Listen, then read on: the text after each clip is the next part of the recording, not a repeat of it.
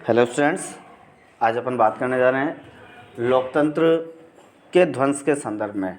अभी अपना lesson number 3 चल रहा है, नाज़ीवाद और हिटलर का उदय। तो हिटलर जब आया तो हिटलर ने लोकतंत्र का विनाश किस प्रकार किया, इसके बारे में आज अपन अध्ययन करने जा रहे हैं।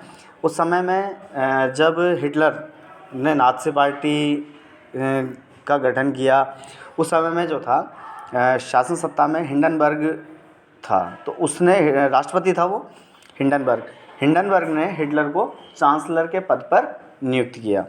चांसलर जो है एक ऐसा पद है जो पूरे मंत्रिमंडल का नियंत्रक है। पूरा जो मंत्रिमंडल है वो उसके नियंत्रण में था। ये जो हिटलर है, या जो नाज़ीवादी पार्टी है, इस नाज़ीवादी पार्टी ने रूढ़िवादियों को भी अपने साथ में जोड़ा हुआ था।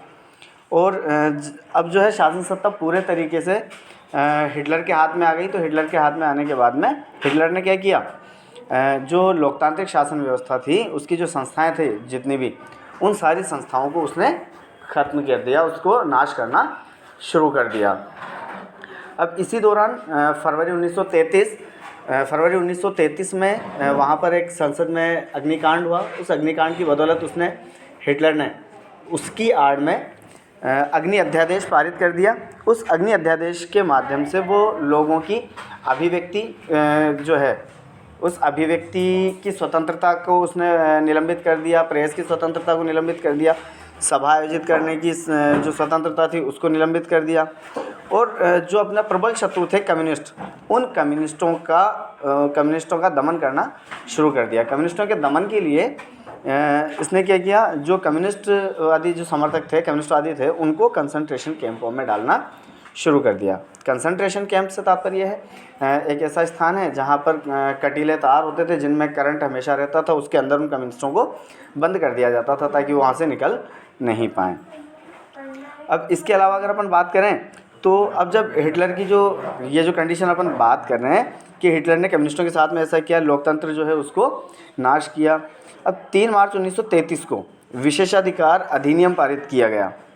अब इस अधिनियम के माध्यम से उसने तानाशाही को स्थापित कर दिया। अब इस तानाशाही के अंतर्गत इसने मतलब ऐसा नियम बना दिया, ऐसे नॉर्म्स बना दिए जिसमें ये केवल अध्यादेश के माध्यम से, संविधान के नहीं, केवल अध्यादेशों के माध्यम से शासन चला सकता था। और एक निरंकुश शासन जो है वो इसने शुरू किया।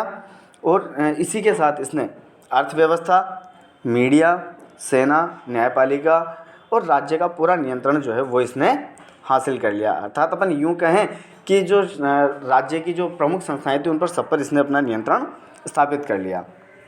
इसके अलावा अपने शासन को मजबूत करने के लिए इसने स्टॉर्म ट्रूपर्स का मतलब जो पहले हरी वर्दीधारी पुलिस, उनके अलावा इसने गेस्तापो अर्थात गुप्तचर और एसएस अर्थात अपराध नियंत्रण पुलिस, सुरक्षा सेवा एसडी, इनका सबका इसने गठन किया। और असंवैधानिक, इन सबको क्या कर दिया गया, असंवैधानिक अधिकार दे दिए गए, अर्थात संविधान से ऊपर इनको अधिकार दे दिए गए। तो ये लोग अब चूँकि हिटलर के सानिध्य में थे तो ये जितने भी संगठन थे, इन संगठनों ने लोगों के साथ में बहुत जातिपूर्ण काम किया। लोगों को यंत्रणा गृहों में बंद कर दिया जाता था, यातनाएं दी जाती थी, यातना गृहों में भेज दिया जाता था और बिना किसी कानूनी कार्यवाही के लोगों को देश से निकाल दिया जाता था। ठीक है, ये इस प्रकार जो है लोकतंत्र को इसने ध्वंस किया। ध्वंस करने का मतलब यूँ है, उसका नाश किया।